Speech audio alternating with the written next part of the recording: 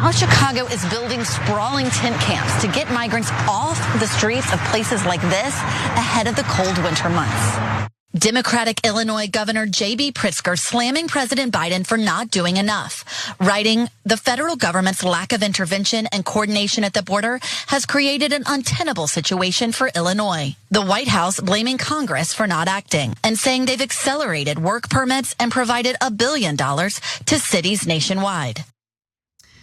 The Democratic Party's blame game over the migrant crisis continues, and it's starting to impact their base of voters. In fact, why don't we take a little trip to Chicago, where South Shore residents in Chicago have decided to refile a lawsuit that aims to stop the city from housing asylum seekers in police stations and schools.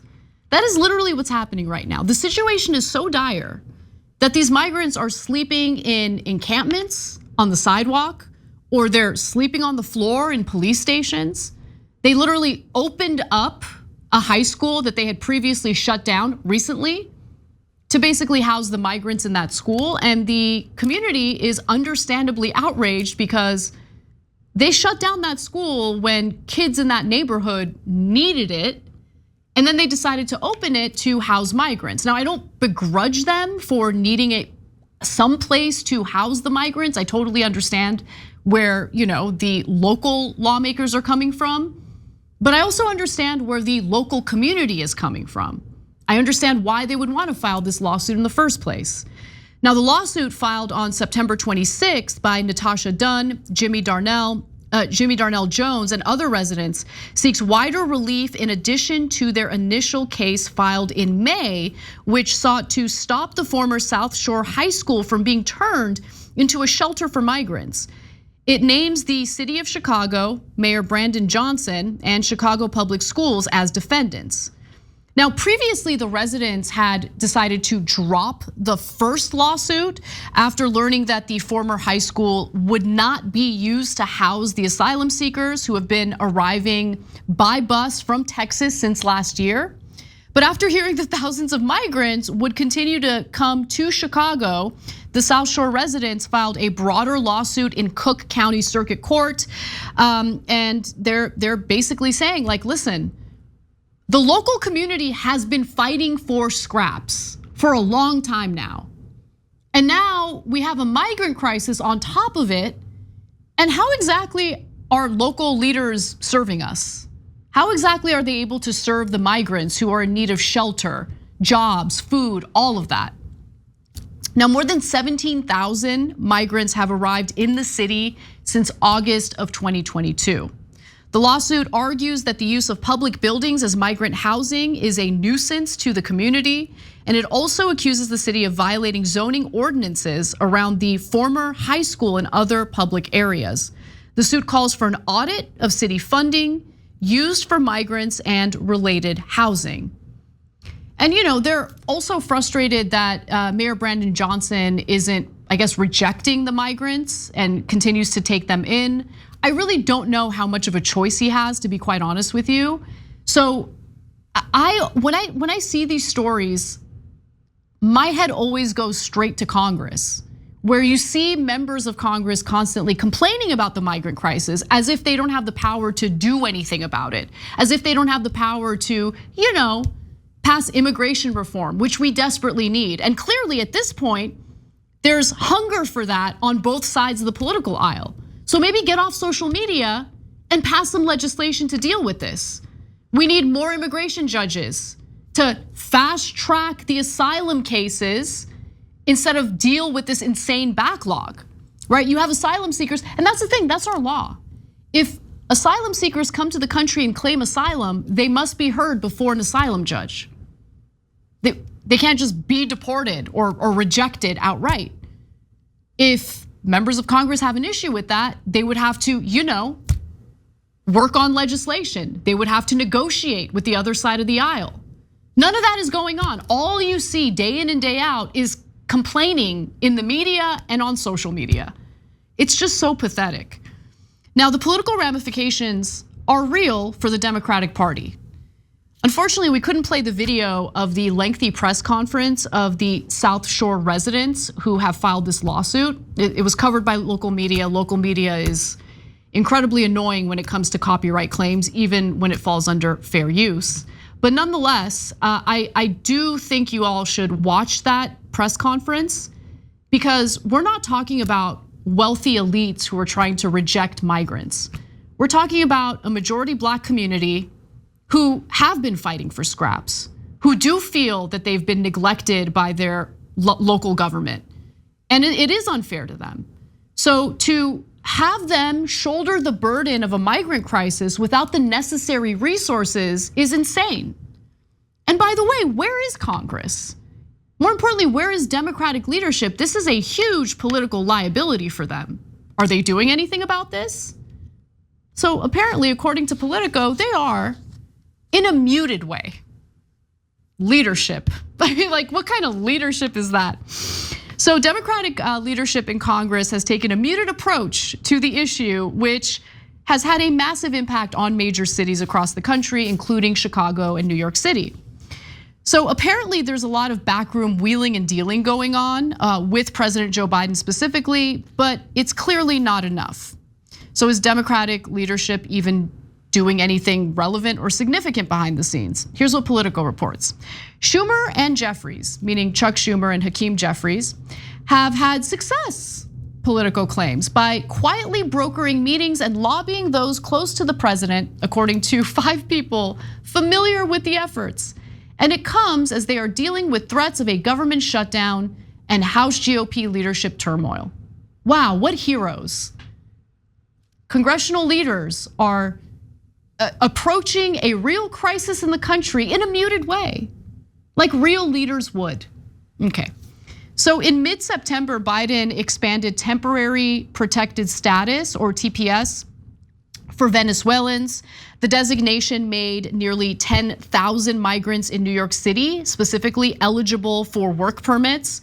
My understanding is that this fast tracking of the temporary protected status was expanded to about 500,000 migrants. Schumer called the TPS change welcome news in Senate floor remarks after the announcement.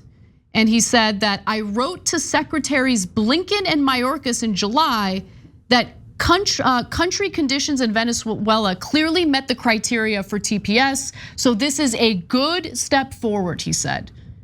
Now, he could be fighting to lift sanctions on Venezuela so their economy isn't crushed by those sanctions and people aren't fleeing the country looking for economic opportunity here in the United States. But as far as I can tell, that's not even a conversation right now. Maybe improve the conditions in the countries where people are coming from, and maybe they will be dissuaded from leaving everything behind to come here in the United States where no resources are allocated for them and they're forced to sleep in encampments and police station floors. They're also having meetings and patting themselves on the back for it. Schumer helped set up meetings with Jeffries and Mayor Adams in New York City and other New York representatives. This happened in late July. I'm not really interested in their meetings. If your meeting doesn't actually translate to something substantive to actually help these local communities and these migrants, bragging about your meetings does nothing. Jeffries played a key role as well with a closed-door gathering taking place in his Capitol Hill office. They're taking meetings, everyone. And do not forget, it was Senator Schumer who already passed bipartisan comprehensive immigration reform in the Senate with wide bipartisan support, only to see it die in a GOP House. That was a long, long time ago. I believe in 2010, if I'm not mistaken. Imagine bragging about something you almost accomplished like over a decade ago. All right. Now, Politico also reports that Schumer and Jeffries' decision to back channel with the White House for expanded work authorization and more federal emergency funds speaks to the politically volatile nature of the problem. The Senate Majority Leader and his House Minority counterpart want to avoid inflaming a debate that Republicans are using to push moderates into their column on the 2024 ballot. I don't think they understand how angry residents in these local communities are, many of whom typically vote for their party. there is clearly a need to pass immigration reform. You need to allocate resources through Congress. That's where the money comes from. It is appropriated through Congress. If Congress fails to appropriate the necessary resources, these cities are going to struggle in providing the shelter they need to provide for these migrants. And our broken immigration system will continue to yield the kind of results that we're seeing right now, which are unfair to everyone involved, including the migrants and members of these local communities. And is there anything else going on? Well, Republicans have totally seized the moment. The idea that Schumer and Jeffries working behind the scenes rather than working openly with members of Congress on this has not worked out well for them. If they think that they're gonna avoid criticism from Republicans, they're mistaken. In fact, here is Representative Nicole Malliotakis, who said, the week when the mayor was saying this migrant crisis will destroy New York, Schumer was at the state fair eating corn.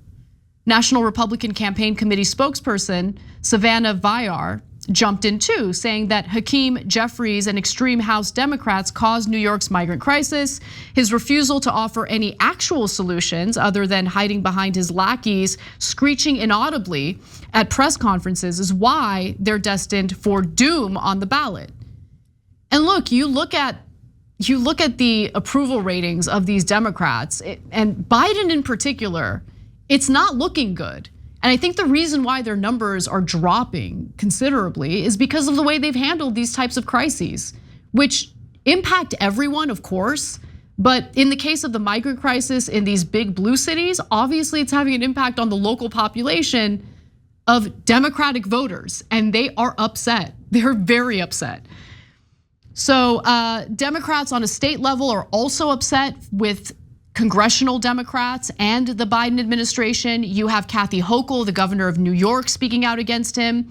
You have Eric Adams, the mayor of New York City, also speaking out against him. In fact, Adams's technique, which is basically ripping the White House and the leader of his party for, in his words, destroying the city and not providing enough migrant aid, has basically hurt his reputation with Washington. Because that's how things work, right? You have to suck up to the Biden administration, and if you dare say anything negative about the Biden administration, even when the critique is justified, they'll just ice you out, and it appears that's what happened with Eric Adams.